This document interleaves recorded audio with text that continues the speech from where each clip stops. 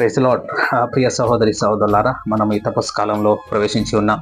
ఈ తపస్సు కాలంలో మనమందరము చేసేది మరి తల్లి శ్రీ సభ మనకు ఆజ్ఞాపించేది ఏంటంటే ప్రార్థన, ఉపవాసం, దాన ధర్మాలు. అది కానీ ఈ యొక్క 3 క్రియలు కూడా మనము యూదా మతంలో చూస్తాం, ప్లస్ ముస్లిం మతంలో కూడా చూస్తాం.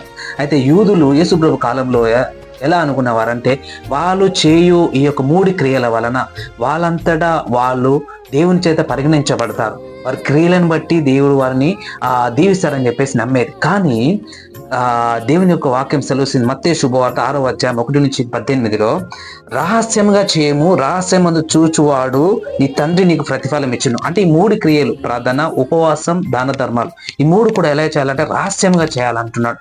నీవు ప్రార్థించినప్పుడు మన మత్తయి శుభవార్త 6వ అధ్యాయం 1-4 చూసినట్టయితే నీ కుడి చేతితో ఇచ్చినది ఎడమ చేతి కూడా తెలియదు. నువ్వు ఎలా దాన ధర్మాలు చేయాలి అని అంటే రహస్యంగా చేయము.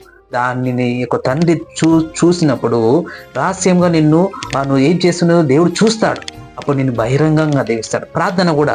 మన ప్రార్థన కూడా ఎలా చేయాలంటే 6వ అధ్యాయం మత్తయి సువార్త 5 నుంచి మనము 6 వచనాలు చూసినట్లయితే మీరు ప్రార్థించినప్పుడు గదిలోకి వెళ్ళి తలుపు వేసుకొని అదృష్టమై ఉన్న నీ యొక్క దేవుని మీరు ప్రార్థించాలని ఉంటుంది. అదే విధంగా ఈ 3 క్రియలు కూడా. ఇంకొకటి ఏంటంటే మనము ఉపవాసం ఉన్నప్పుడు మీ ముఖము మరుపు చేయకము, ముఖము మంచిగా కడుక్కొని మరి మంచి నూనె పెట్టుకొని మరి వీధులలో బహిరంగంగా అది మనం ఉపవాసం చేస్తున్నాను మీరు చూపించుకున్న అవసరం లేదు. కానీ అదృష్టమైన దేవుడు నీ హృదయాన్ని పరిశీలిస్తాడు. అదే దేవుని వాక్యం సెలవుస్తుంది.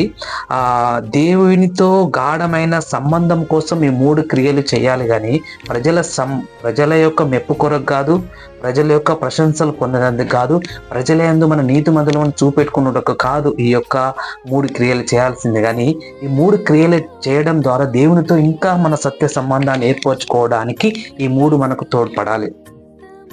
దేవుడు మన బాహ్య క్రియలను కాదు, దేవుడు మన హృదయాన్ని ఉద్దేశిస్తాడు.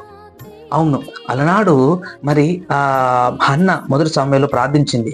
ఎలా ఆమె ప్రార్థించినప్పుడు ఏలియా ప్రవక్త కూడా అర్థం కాలేదు, కానీ దేవుడు ఆమె హృదయాన్ని చూశాడు. మన ప్రార్థన కూడా రహస్యంగా ఉండాలి.